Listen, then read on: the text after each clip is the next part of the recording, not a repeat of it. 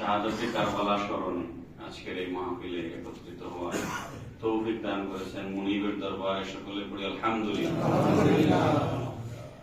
আমি কতটা ব্যস্ত আপনাদেরকে আমি বোঝানোর মতন বলতে পারেন যে আমি আমার ল্যাপটপটা খোলা রাখতে আইছি যে আবার গিয়ে কাজে বইতে, বুঝছেন? হাজার ফোন দিচ্ছেন, কারণ না আসলে কিরকম দেখায়।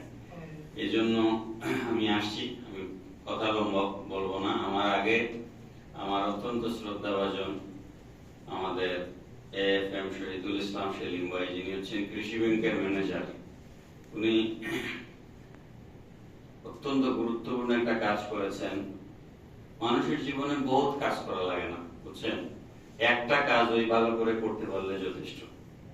আর উনি এরকম একটা কাজ করছেন, শাহজালাল রহমতুল্লাহ জীবনের উপর একটা বই লিখছেন।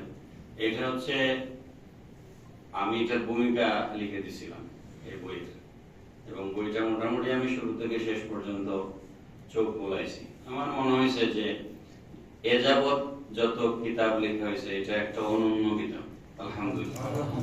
কারণ এটার মধ্যে অনেক নতুন ইতিহাস তথ্য আসছে। তা আল্লাহ পাক ওনার খেদমতকে কবুল করুন সবাই।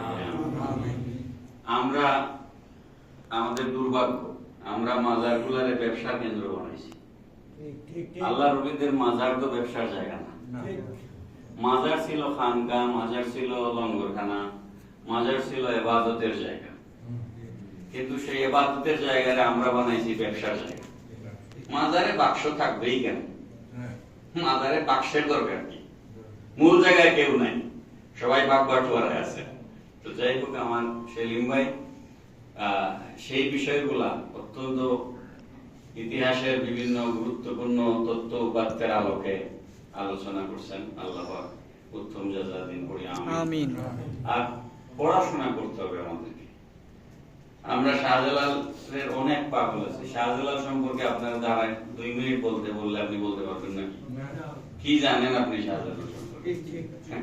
তাইলে হইলটা কি? তাইলে যাই হোক, আমি এই গত উরুস শরীফের আগে আমার ইউনিভার্সিটির এক প্রফেসর আমাকে বলে, তোমরা মাজার মাজার করো, খালি মাজার মাজার করো। তো প্রফেসর মানুষ, আমি আমার অনেক সিনিয়র, আমি কিছু বলতেও পারি না। আমি বললাম, স্যার কেন মাজার অসুবিধা কি?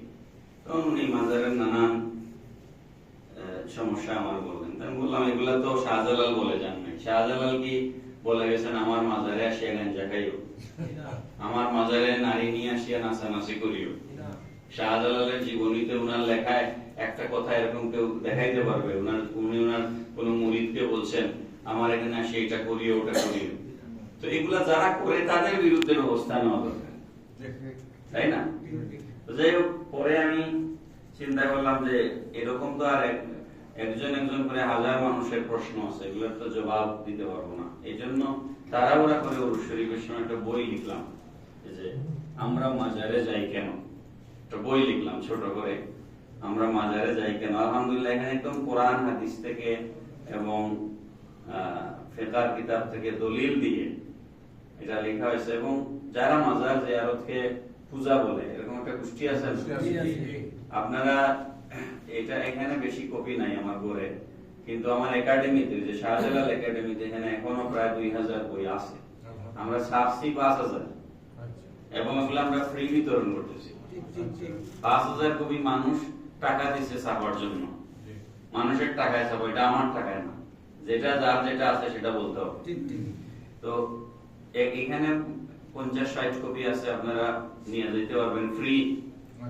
আর যদি কেউ বেশি লাগে, ওই শাহজালাল একাডেমি থেকে আসিয়ে নিয়ে যাবেন, যত কপি ইচ্ছা। কোন মাজার জিয়ারত নাজায়েজ মনে করে এরকম মানুষকে দিবেন যে ভাই তুমি এটা পড়ো, ঠিক আছে না? যেটা পড়ো, তারপরে যদি তোমার কোনো আপত্তি থাকে তাইলে বলি। আমরা দলিল দিয়ে কথা বলবো, দলিল ছাড়া আমরা কোনো কথা